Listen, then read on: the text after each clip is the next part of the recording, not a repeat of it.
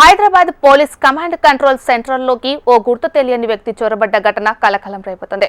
CM సమీక్ష జరుగుతున్న సమయంలో 3 సార్లు కమాండ్ కంట్రోల్ సెంటర్లోకి వెళ్లాడు ఆ వ్యక్తి. సమాచారం అందుకున్న పోలీసులు ఆ వ్యక్తిని జ్ఞానసాయి ప్రసాద్ గా గుర్తించారు. టాస్క్ ఫోర్స్ కానిస్టేబుల్ అంటూ ప్రచారం చేసుకుంటూ జ్ఞానసాయి సిసిసికి ఎదురుగా ఉన్న హోటల్లోకి వెళ్లి వ్యాపార లావాదేవీల పేరుతో గోవర్ధన్ అనే వ్యక్తి నుంచి 3 లక్షలు వసూలు చేసినట్లు తెలుస్తోంది.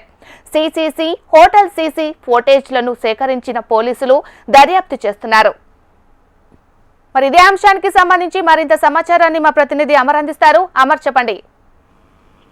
Hyderabad police command control room ఏదైతే ఉందో బంజారా హిల్స్ లో రెగ్యులర్ గా సీఎం సమావేశాలు నిర్వహిస్తున్న సమయంలో గుర్తు తెలియని వ్యక్తి పూర్తిగా హల్చల్ చేశారు. గతంలో కూడా మనం చూసాం, సచివాలయం వేదికగా నకిలీ ఉద్యోగుల గుడారం బయట పెట్టిన పరిస్థితుల నేపథ్యంలో ప్రస్తుతం అయితే కమాండ్ కంట్రోల్ రూమ్ వేదికగా జరుగుతున్నటువంటి సీఎం సమీక్ష సమావేశంలో 3 సార్లు కూడా ముంగట ఏదైతే తులసి ఎదురుగా ఉన్నటువంటి ఏదైతే వ్యక్తి మొత్తం అక్కడ హోటల్ వేదికగా ఒక దందాకు తెరలేపారు. గుర్తు తెలియని వ్యక్తిపై ప్రస్తుతం కేసు నమోదు చేసుకుని బంజారా హిల్స్ పోలీసులు కేసు నమోదు చేసుకుని దర్యాప్తు అయితే చేస్తా ఉన్నారు. అయితే ప్రస్తుతానికి అంటే టాస్క్ ఫోర్స్ కానిస్టేబుల్ అంటూ కూడా ప్రచారం చేసుకుని ఆ లోపలికి ఎంట్రీ ఇచ్చి సీఎం సమావేశాలు నడుస్తున్న సమయంలోనే అక్కడికి వెళ్లి పూర్తి స్థాయిలో అక్కడికి వెళ్ళినటువంటి వ్యక్తిని జ్ఞానసాయి ప్రసాద్ గా పోలీసులు అయితే ప్రస్తుతం సీసీ ఫోటేజ్ ఆధారంగా గుర్తించారు. అయితే కమాండ్ కంట్రోల్ రూమ్ ఎదురుగా ఉన్నటువంటి హోటల్లోకి దాదాపు మంది వ్యాపారులను సీఎం కు దగ్గర అంటూ కూడా ఇటు టాస్క్ ఫోర్స్ కానిస్టేబుల్ అంటూ కూడా చాలా మందిని బెదిరించినట్టుగా తెలుస్తుంది. కమాండ్ కంట్రోల్ రూమ్ ఎదురుగా ఉన్నటువంటి